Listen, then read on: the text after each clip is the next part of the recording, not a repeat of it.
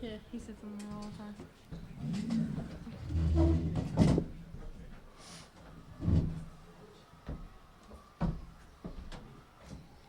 I thought that was our team.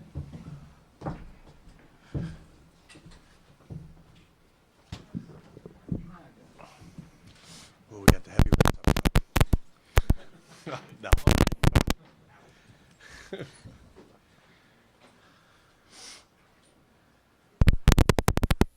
Begin with a statement from coach and then questions. Wow. All these have been really special, and this one ranks right up there with the best of them. You know, they've all been unique. They've all been special. But to be able to do what we've done this year after graduating the greatest player in the school's history is just phenomenal. And to not only be able to do it, but to go unbeaten, to have 20 of 21 games be decided by double figures, you know, our tournament in Vegas, you know, to show that we do belong in the tournament. This has just been an incredible group of people, really led by 3 seniors who really refuse to lose, who really believed in themselves. And even though Maria didn't start and stuff, just showed great leadership all year with our players. And, you know, to be able to do it with one of your best players not having a great tournament, you know, and she had been pretty ill on Friday, and I don't know how much it's carried over, but, you know, to have the other people step up, and we won it the way that we've won it all year. You know, we have a great player in Erica Allenspach. You know, starters did their usual solid job, and always somebody coming in off the bench. When we were down 9-3, Maria gave us great energy coming in, and you know, Leanna Ockenden hit 2 huge threes. You know, during this, Christine Best came in, hit a big bucket, and ran the show. So we were able to give, you know, people a break. And, you know, I think we had enough legs left, you know, to be able to carry it through. You always worry because Loyola has been a team who always comes back. And to be able to not allow them to come back like I said, it's just really put a feather on the MAAC season and on this year so far. You talked the other day about going into the Siena game at halftime with a lead. How important was it to get the lead at halftime and then stop them early in the second half? I think it was huge because we could go in and say, kids, we haven't played our best. You know, we haven't thrown the ball in the ocean, and yet we're up 2. And again, like we said, we told our kids from the beginning that, you know, our defense will carry us as far as it will. And it seems like the last 6 or 7 games, we start out, you know, the first media break, people have 7, 8, 9 points. It looks like we're not playing. I mean, we gave up 2 backdoor cuts, and all we preached was watch for the backdoor cut. We gave up the alley-oop, and we knew what the play was. We knew, and we gave that up, and it was like, wow, we're giving up things like this. But again, the kids made the adjustment, and, you know, we were able to get stops. We stopped playing tentative, and we got more aggressive in our defense. We got more aggressive on the on-the-ball screens. We forced them to have to worry about the hedge person, and that just extremely helped, you know, until we were able to start running. And once we started to run, that got us a lot of things. It got Erica on one of the longest threes that I've seen here, but we got a couple other baskets, you know, by running. So, you know, it was getting back to what we needed to do: strong defense, pushing the ball, getting the ball in the right person's hands. Every year the seniors get to wear that necklace. How's it feel, and how's it feel to win this as a senior? It feels unbelievable. You know, we didn't want to be that senior class that couldn't get it done in the MAAC tournament. So all year we just preached that we wanted to finish how we started as freshmen, which was 21-0 also. So we had a quest, like you guys know now. But it started out as 18-0, and then once from there we wanted to be 21-0 after that. Coach, you mentioned the energy Maria brought in off the bench. Did that have a big reason why you started to just dominate on the defensive boards? I really believe so. You know, one thing Maria did the night before, which, you know, 2 years ago, Lindsey Johnson came into postseason, and she had these cards with everybody's roll on. Of course, I was the drill sergeant. And each player had their role that they had to do with these little cards and stuff. And yesterday, right after we finished film, Maria had given everybody a piece of a puzzle. And, it had their name and stuff, but when you flipped it over and you put it together, it had a big red fox there, and it said, one heartbeat, one soul, one team, One goal. one goal. Gotcha. And, right then and there, I knew we had a great shot. And that's what senior leadership does. They just have that refuse to lose attitude, and it goes, just drops down to the next group. And now Brandy and Coriel and Midge, and Emily, they know next year. The same thing, the torch is passed to them. And they've got to put the work in the off season. We obviously lose one of the greatest players again in our program. And somebody has to step up. And this year we lose a little bit more. We lose 2 starters and Maria coming off bench. There's some losses there, but I think we have the personnel that if they work hard and they believe in themselves, they can be back here again. Brian, have you ever had a star player like Erica who could do more with less, more with fewer shots? I don't think so. I think probably the closest was Julianne Vianney, who could pass and distribute and stuff like that. But, it's funny. People want to key on her and stuff like that, but it's like she's just one of the pieces in the offense. And, yeah, we'll run some certain things for her and stuff like that, but she just knows when to step it up. And if she had her brother, she would just rather just blend right in there and, and have the usual 14 points, 5 assists, 3 steals. And, I said in the beginning of the year, I said I didn't know if she was the preseason player of the year. I said, but I darn know for sure that she was the most complete player in the conference and one of the most complete players this conference has ever seen. Does that make her the perfect player for your style, your system of basketball? Oh, absolutely. Absolutely. Somebody who can do it all and at both ends of the floor. Erica, the first 2 games started kind of sluggish on offense. When you So did the third. when you go down early in this game, what's going through your mind? We just have to refocus, regroup. There's 40 minutes in the game, so you don't win the game in the first 5 minutes. We went on that run at the end of the half, and I think that meant a lot, or helped us a lot, with Leanne coming in, stepping up, Midge stepping up. So, we knew we could go deeper than they could. In that 40 minutes, we had more players that could go longer than they would because, their starters, I think, They play a lot of minutes. A lot of minutes all weekend, so we knew we had that advantage. Just jumping off that a little bit, Coach, what do you tell the girls the first media timeout these past couple games that just get the juice going then? Well, we told them, I said, we're getting good shots. We're just not making them. We just need to relax. And, most of the first time out was talking about why are we giving up the backdoor cut when we know it's coming? Why are we giving up the alley? We gave up 6 points that we had no business giving up. And then they hit a long 3. And the thing that we always, at least as far as our coaches and we game plan, is we game plan that it's the third day. And for a team that's got as great a starting 5 as they do, when they have to go to their bench, they had to play, they had to log a lot of minutes against Canisius, and against Manhattan. And I don't care what it is. Like I said, the best game for us was St. Peter's because we were able to rest people. So it's really 2 games with a day off. But you started to see in the second half, the legs started going. The threes, you figure out how many threes were short. It just, no matter, I don't care what type of shape you're in. They just, when you play 3 games in 4 days or 3 games in 3 days, they just start to go. So I kept telling people we need to look for our cutters inside. Brandy, Coach talked about this team obviously not having Rachel. How did your role change this year, if any, with Rachel being gone, and how did you accept it? I mean, I felt like I had to step up personally a little bit and not really fill her role because she was like a really good player, but just kind of like take over where she left off. The torch was passed. I'm not obviously the same type of player as she was, but I felt like I just had a bigger role. Being in the starting lineup every game, what did that do for your confidence-wise and just rhythm-wise? It boosted my confidence a lot. I had to come out there and start off strong, and it felt good. I mean, it felt good. Like your positioning on rebounding was very solid today. It's just the matchup worked well for you, or did you have a little extra spark? I mean, I knew I had to rebound. They had Sheehan on me, Katie Sheehan, and I felt like I could go in there and rebound over her. I mean, she's a good defender and stuff, and she could jump, but I just felt like I was a little bit taller, so I could jump even farther and get the rebounds. Erica, how do you guys deal with this? I mean, you know you've had this bullseye on your back, and you've won this league 6 straight years. You've never lost a MAAC tournament game.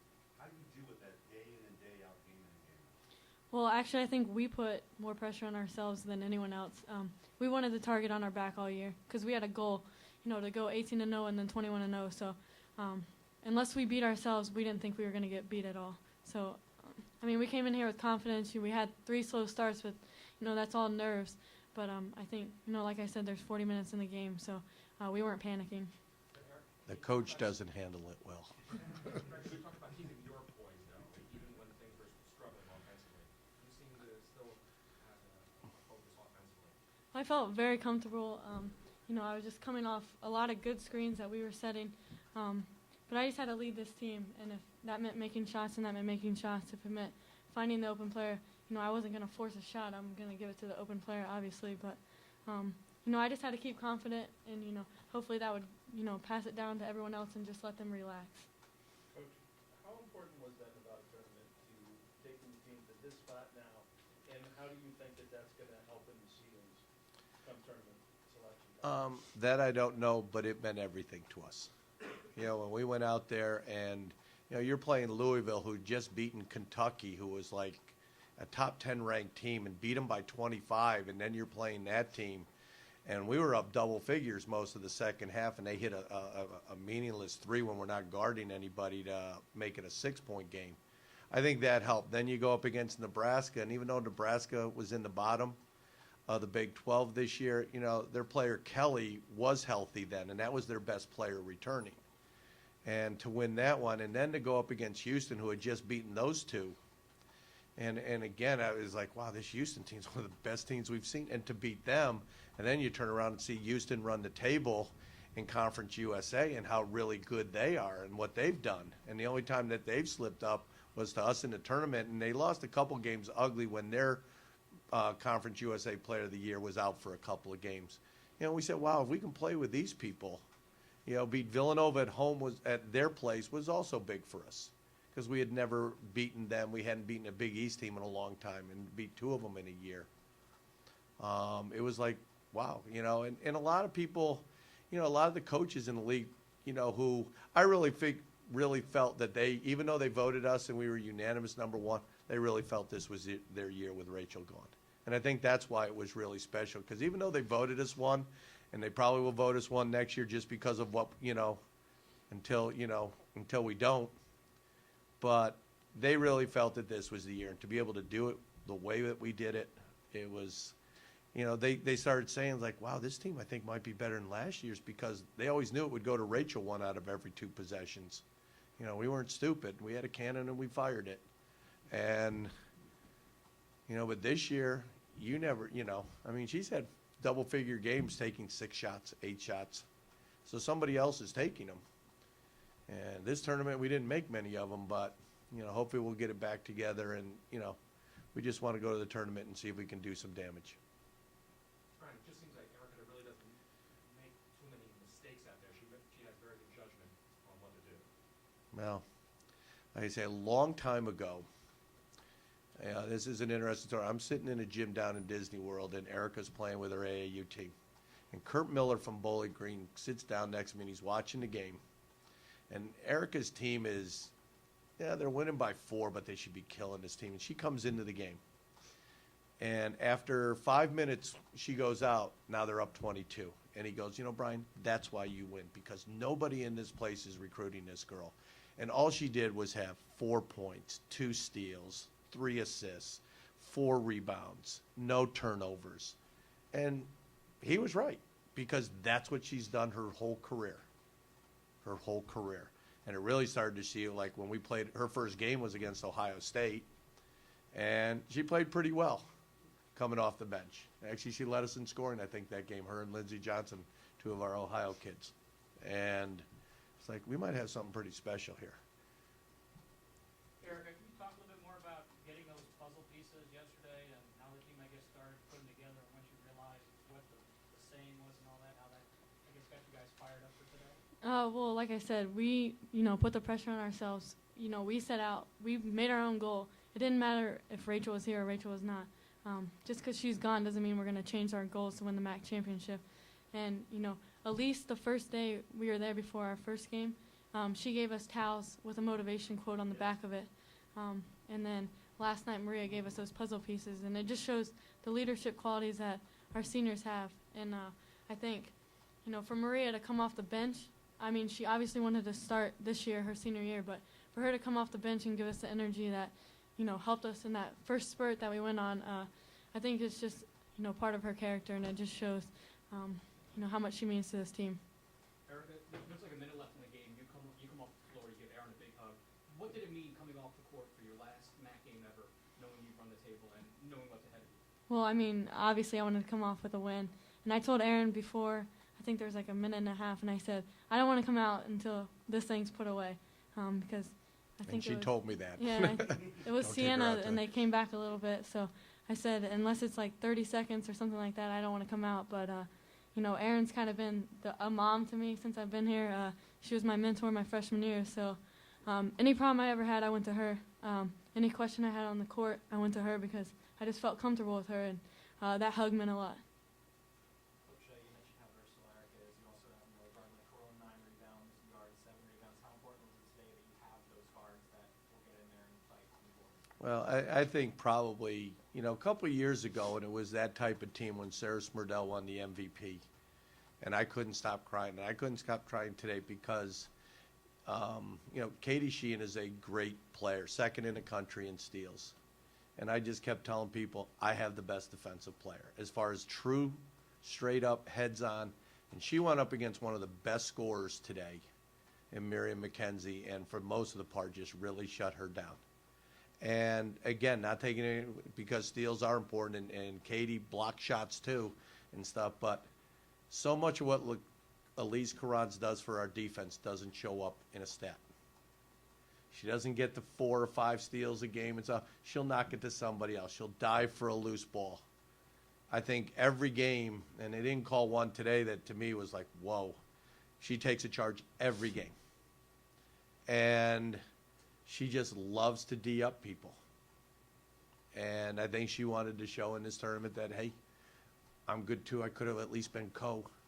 And again, I don't want to take anything away from Katie Sheehan. I was actually kind of happy for Katie because I thought Katie was a first-team player and ended up on second team. So, I just hope that Elise's time would come, and to be able to be on the all-tournament team was just, and, kudos to the people who vote for that because, like I say, defense has carried us a long way this year.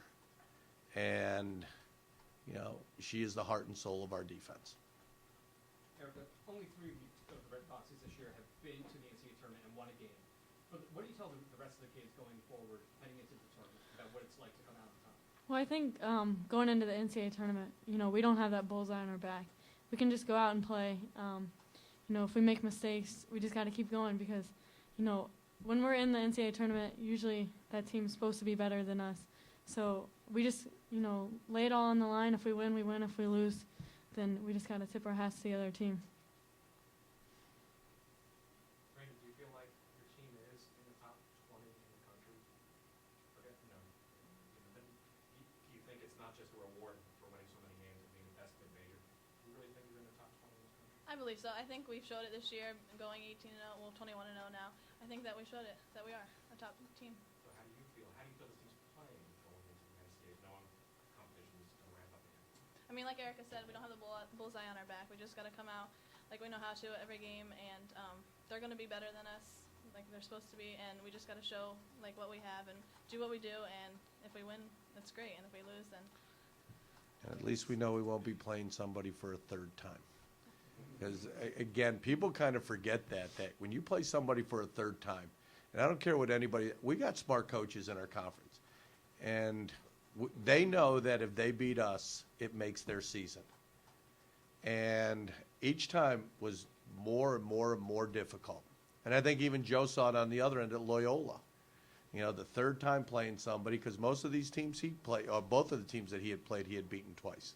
It's hard. And I don't care what it is. You play somebody, because you're not making adjustments with your team. if you've won them. And you know they're making adjustment like they did today, where all of a sudden Sheehan's guarding Brandy, and Tolly's guarding Elise, and it's like, whoa, that wasn't something we were expecting. And we had trouble with it early. Any more questions? Thank you. Thank you, guys.